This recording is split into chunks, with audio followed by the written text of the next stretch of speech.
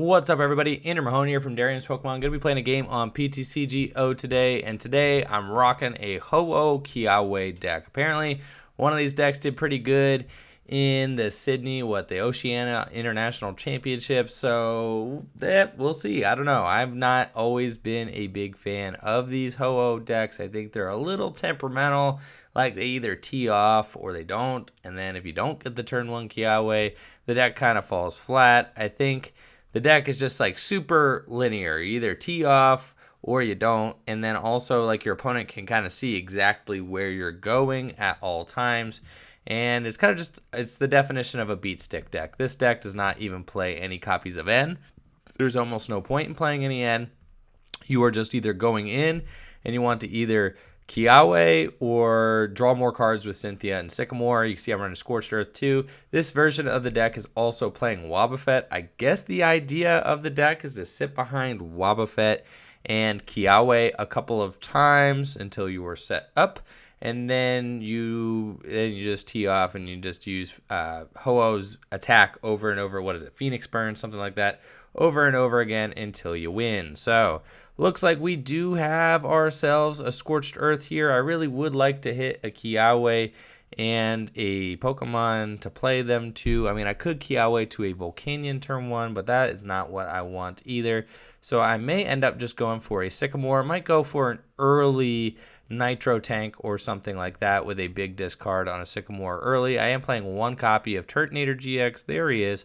Okay, so that's not so bad. I do have Turtonator that we can Nitro Tank with next turn, so that would be a pretty solid start. In fact, I think I'm going to end up just retreating into Turtonator now, and we'll get myself an energy on Turtonator 2 so that we can be ready to go on the next turn. I could have retreated into Wobbuffet, but at this point, like I'll just bench the Wobbuffet just to have him, and I'll pass. So like I said, this deck is just trying to load up a bunch of Ho-Oh GX. Turtonator GX does make an appearance in here just because Nitro Tank is an amazing attack to have as a GX attack. You're not going to be using Ho-Oh's GX attack in this deck at all. And we need a GX attack, especially one that refills energy. I mean, what more do you want?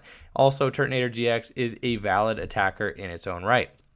I'm also only playing like one copy of Volcanion EX in this deck just because you don't really need Volcanion to hit numbers.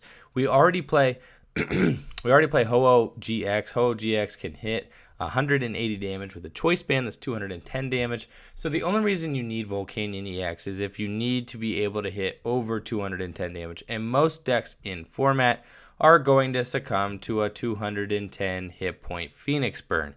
Now, obviously, Gardevoir GX is the outlier there, which is why we play our one copy of Volcanion.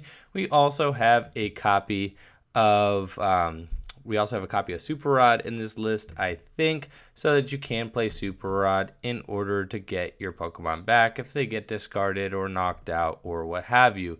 But this deck is very simple, very straightforward. It's supposed to be going for early attacks and then just kind of obliterating your opponent once you set up a couple of Ho-Oh GX. So let's see what we got going on this turn. Still no Ho-Ohs in sight. That is a little depressing, but I am okay probably just Sycamoring this hand because I want more energy in the discard pile. I don't really want a Kiawe because I want a Kiawe onto a Ho-Oh. I don't really think there's too much of a point of putting that choice band on the Turtonator, but that's fine. I also don't want to hit into this Oranguru, so there's really no point in that. And that was a horrible hand to go ahead and Sycamore into. Wow, that's insane, but that's fine. We're still going to stay the course, and we're just going to Nitro Tank GX, and we're going to attach a bunch of our energies onto probably one onto Turtonator and two onto Volcanion, and that is fine. So we'll just do that, and then I can knock out that Lele next turn. That's okay. I'm not really getting to show off the whole Ho-Oh part of this deck right now, but that's okay. I don't really know what sort of strategy my opponent is trying to instate over here.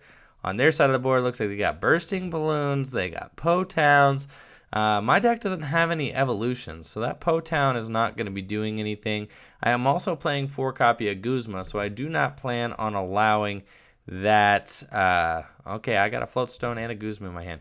I do not plan on allowing those bursting balloons to do much of anything either. Now, this list is playing a ton of fire energy. I want to be able to draw with Scorched Earth. I also want to be able to Kiawe multiple times and also Nitro Tank. So there's reasoning for all that.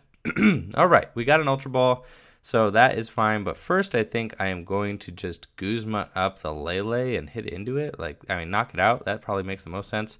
So let's just do that. Let's Guzma up the Lele, knock it out. We want to be taking non-EX, non-GX prizes here. Just going to attach here and then steam up once with my Volcanion. And we're going to knock out this Lele. That will allow my opponent to use that Orangaru's counter energy, but I'm also not super worried about that either. So let's just go ahead and Bright Flame, take that knockout, see if we could get anything significant off these prizes. We got a Kiawe and a Choice Band. All right. So that's fine. I could Ultra Ball. If I get stuck, I could Ultra Ball for a Ho-Oh and Kiawe to it. Kind of just pass a turn. And then just hit for big damage the next turn. This deck does seem like it would struggle a little bit against non-EX, non-GX decks. What is my opponent trying to do? They know I got a Floatstone on that Wobbuffet now, but they're Guzmaing it up. Do they not see the Floatstone? I don't really know. Maybe they were hoping they would draw. Oh, yeah, the heart is broken. Yep, they saw that there is a Floatstone on there, and they are not stalling me for any amount of damage. They also Guzma me up and then probably could not Orangaroo for more cards. That's really sad. Another cool thing about this deck is that you can Lele under Woblock, so that's a cute little thing that you could do. I think I'm probably just going to knock out this guy up here with Volcanion. Let's just go ahead and retreat. And I guess I could play a supporter. I could just go ahead and Cynthia or something, but I feel like I have all the cards I need in my hand right here. I've got energy, I've got a Lele, I don't really need to, I got a Choice Band in case I need it for the extra damage to knock out, so I'm not really too concerned about refreshing my hand right now. I am cool. I could save the Lele in my hand in case I want to Guzma next turn. I can also just retreat the Volcanion manually into Turtonator and then blow something else up if I need to. I think this deck that I'm playing against wants to be like a Koko spread sort of deck. I don't really know what it wants to be, but it's a little funny. All right, my opponent is going to end me, and you can see now why this deck does not want to play any copies of N. At the end of the game, all I want to do is just draw pure gas. I just want to draw cards that are going to get me more cards. I don't want to have to limit my opponent. My goal is to take as many prizes as quickly as possible. So no end. And I think that I've seen some other Ho-Oh decks doing that strategy as well. You just want to go up quick, and then at the end of the game, you're either playing Sycamore or Kiawe or Cynthia, something to draw cards, or Guzma, something to get you in a more favorable position. It's never about trying to limit your opponent. It's more about trying, how can I be aggressive? So that is an interesting sort of philosophy. Most decks do play at least one or a few copies of N. So got hit for big damage there on my Turtonator, but on my Volcanion, that's okay. I think I'm going to Ultra Ball away the Scorched Earth and the Choice Band, and then get myself a Lele, and then I'm going to just play a supporter here. I have the energy for my Turtonator, so that's guaranteed, and then let's just go ahead. Let's search for a supporter card. We're just going to get ourselves a Sycamore. It's the last Sycamore in deck. That's okay. So we're going to grab that just to draw some more cards. And then if I don't hit a Floatstone here, I am going to wipe all that energy off of my Volcanion to retreat. But that doesn't really bother me either. So, this thing is pretty much not attacking anymore. I'm just going to go ahead and Bright Flame this guy. Sorry about the coughing, guys. I got a little bit of a scratch in my throat. Don't know what's up with that, but that's okay. Here's another Sycamore. Now, unfortunately, I have used my Nitro Tank GX, so that means that I am right now just out of energy. I am next turn going to have to either Shell Trap or, and I can shell trap that Mew for knockout, interestingly enough, or Kiawe. So I'm thinking that I want to Kiawe. It may seem like, hey, Mahone, you got like a lot of energy to account for. You got 8 there, 9, 10, 11, 12.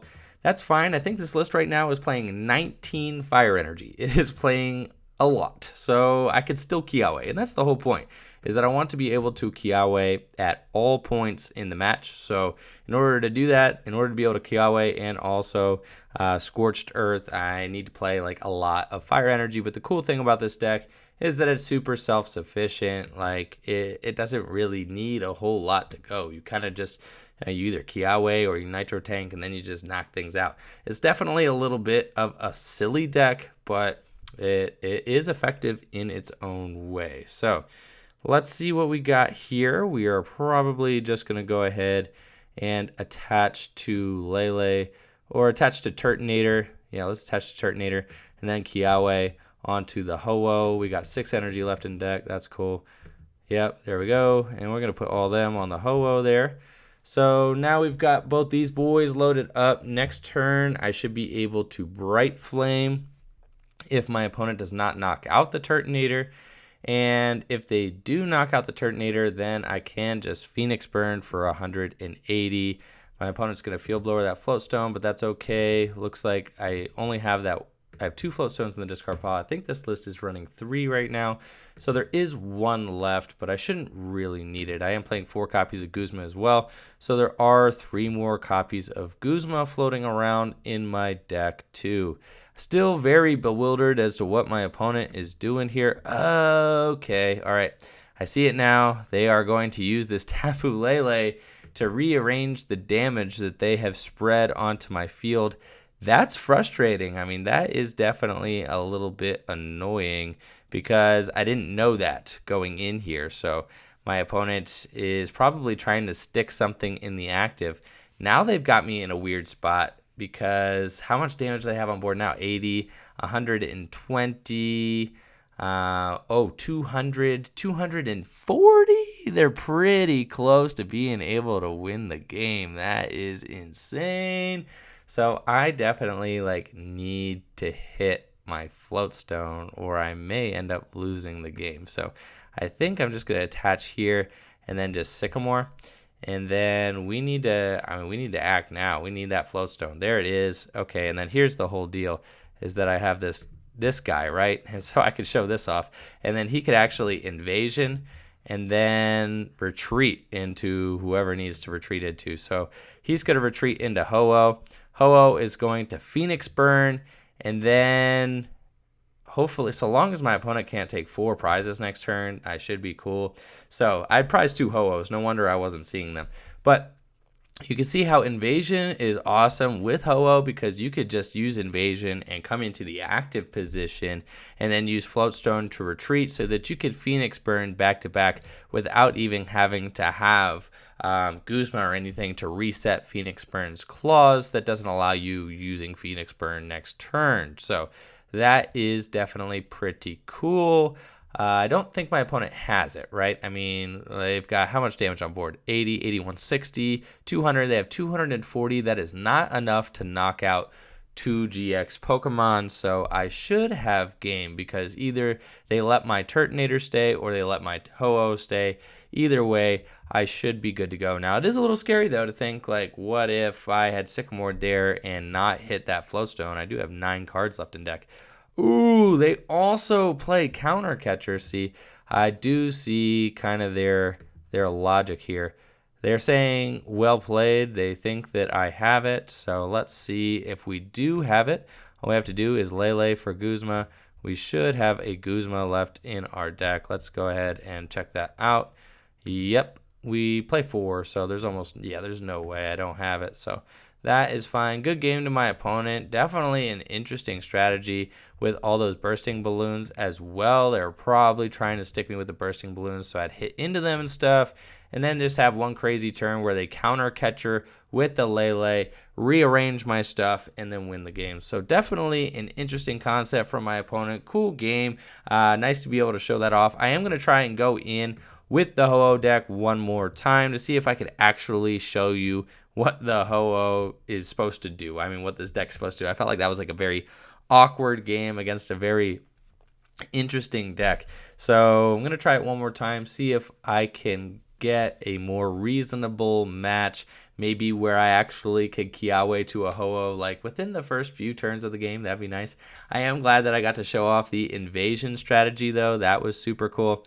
Also, I didn't even need the Guzma, right? I had invasion, right? So I think like at the end of that last game, I was just boof, I was just not even thinking, but I could have probably just invasioned out of the active position as well. I don't really know what I was thinking there. All right, we've got a classic Ho-Oh hand here with 4 fire energies. Oh my goodness, this is insane. That's fine though. I mean, we could use Scorched Earth to draw some cards here off the top. We can also, let's see, we're playing against a grass deck with Energy Recycler. That looks like Tapu Bulu, if I had to guess. So should be an interesting match. More fire energy. Fantastic. I mean, who doesn't want more fire energy? This is great. This is pretty much everything we could have possibly dreamed of. I have 5 fire energy in my hand, but the crazy thing is I think I still have like 14 in deck. So that's no problem. Maybe I'm playing like a little bit too much fire energy. I just tossed this list together just to try something because I'd heard some people talking about this deck. I didn't look at any lists. This is right out my head, just what I was thinking that maybe a Ho-Oh deck should look like. I'm only playing 3 copies of Ho-Oh right now, so maybe I need a 4th, but I feel like I got like a bunch of other attackers that are available to me. Like I feel like I got Turtonator, I feel like I got Volcanion. So I do feel like I have more than just the Ho-Ohs for sure. Let's see what we got here. We got Choice Band. All right. I think we start off by Ultra... Oh my goodness. What do we do? I think we start off... We could Ultra Ball. Let's start off with Scorched Earth and then see if Scorched Earth gets us anything, and then we can go from there. We've got a Cynthia. So that's not exactly what we want, but I can Ultra Ball, discard 2 fire energy, and I think I'll go for my Turtonator. And then my goal would be that maybe I can turn 1 Nitro Tank if I attach the Float Stone to my Lele, the fire energy here, and then let's just go ahead and Cynthia. And I think we just hope we hit it. So let's go. I'm going to attach the Choice Band to just thin as much as we can, and that is awesome. I mean, this is pretty much exactly what the deck is supposed to do. So that's great. We can go ahead and grab Lele. And that way Lele next turn can net us a different supporter. And then we've got a turn 1 Nitro Tank for 5 onto this Ho-Oh. So that is just awesome. The deck is doing its thing. Let's Nitro Tank GX. And we've got 5 energy. We can put 1 onto the Turtonator and 4 onto the Ho-Oh GX. This is insane. You guys are getting to see like... And the cool thing about Turtonator, I missed the turn 1 Kiawe. I'm running 4 Kiawe in this deck. 3 Lele, 4 Ultra Ball.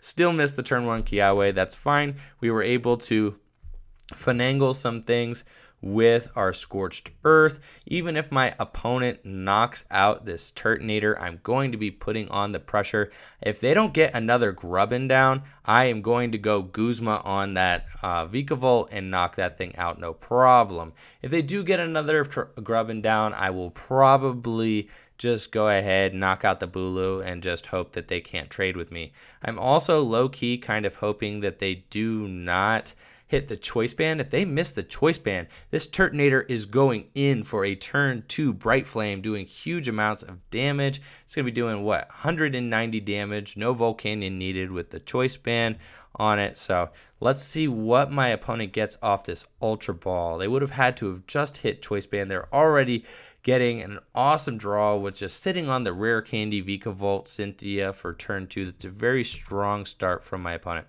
Looks like they're going for their Tapu Koko. Maybe they know that they're going to miss the knockout here, and they're thinking that they will just have to clean things up with that Tapu Koko's Flying Flip next turn.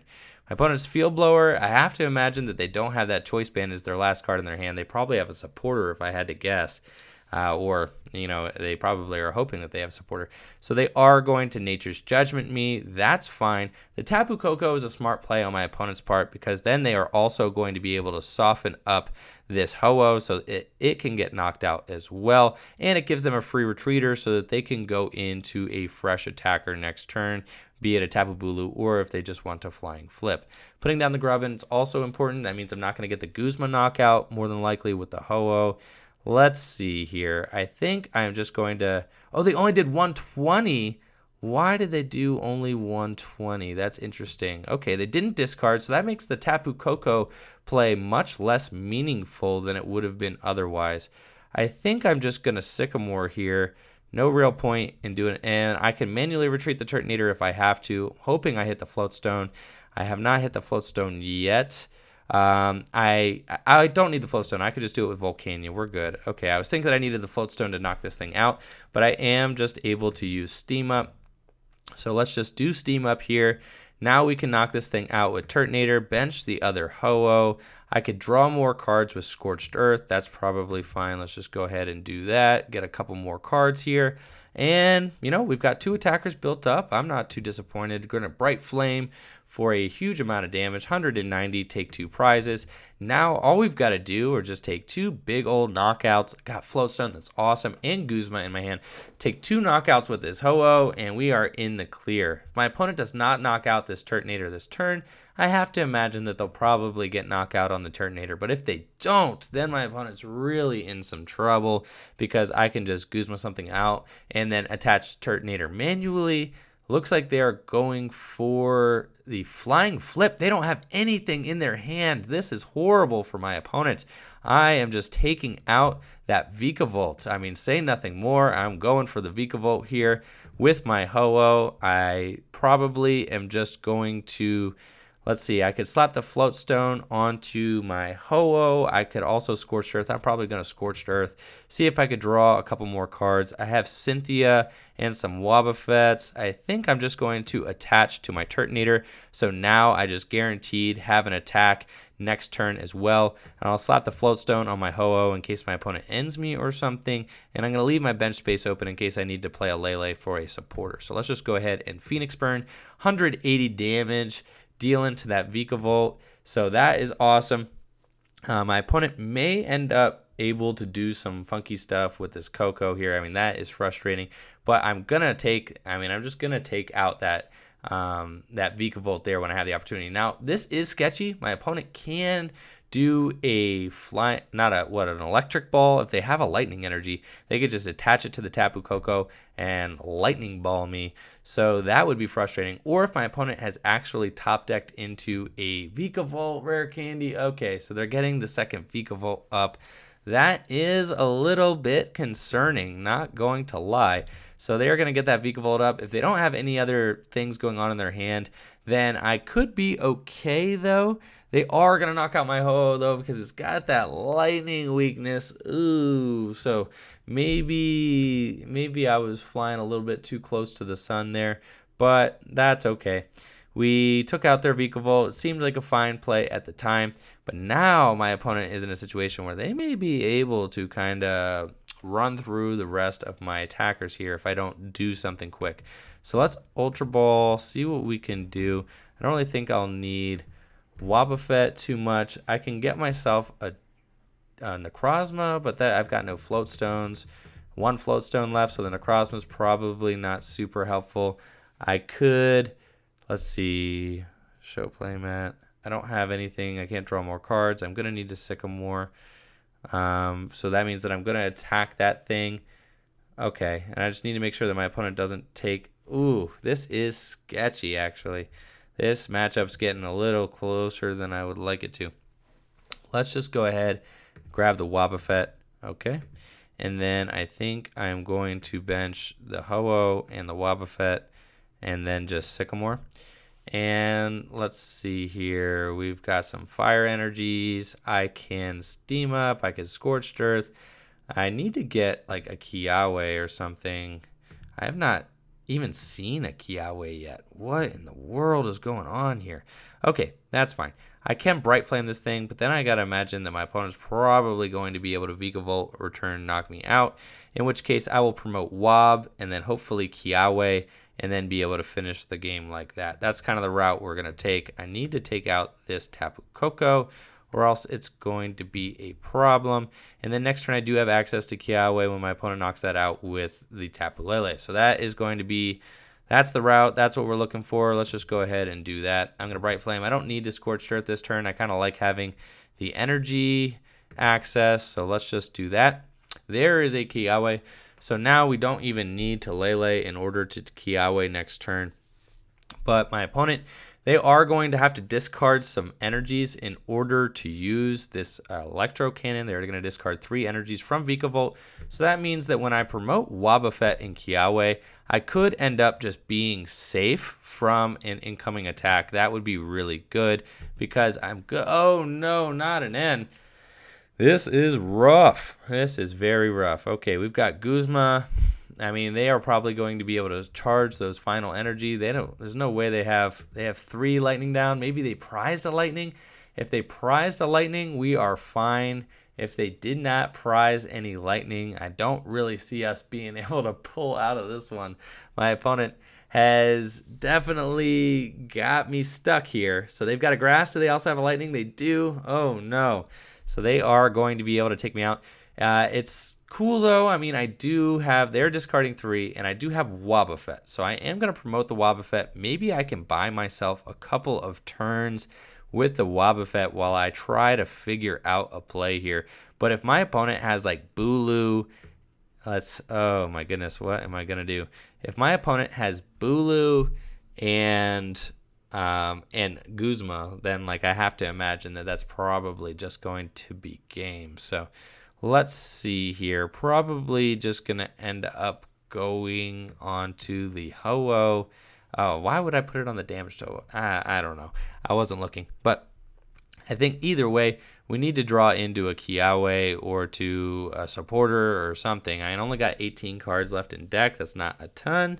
My opponent does have Heavy Ball. Do they have Guzma and Grass Energy as well as 2 energy to strong charge from the deck? You can see how this deck definitely petered out here. I mean, being weak to that Flying Flip Tapu Koko is super rough there. Oh, they do have Guzma. They probably have it. Just go ahead and show me what you got. I think I might try to do this one more game to see if I could just... I mean, I'm learning the deck too. I'm still trying to figure things out. So... oh, they're just going to Horn Attack. They don't have it. So that's okay. Let's see here. Can we get... ooh. They have... okay. I think I have to... oh my gosh, this is horrible. I have to Guzma the Vikavolt in order to put my Wobbuffet up. And then I have to Kiawe like next turn. So let's just do that. And then if I can Kiawe next turn, then the following turn, I am going to need to like top deck Guzma, and then I'll have game. Can I clutch this one out? If I win this game, that would be insane at this point. My opponent's playing Clefairy, Grubbin, Cynthia, so they are not going to be breaking the Wobbuffet lock this turn. That means they are not going to be accelerating energy. However, if they can just manually attach to that Bulu, then that means next turn all they need is another energy attachment and Guzma, and it's game. But their deck was probably super low on energy, I have to imagine. All right, so we've got an Ultra Ball in our hand. Oh, man, that is tough.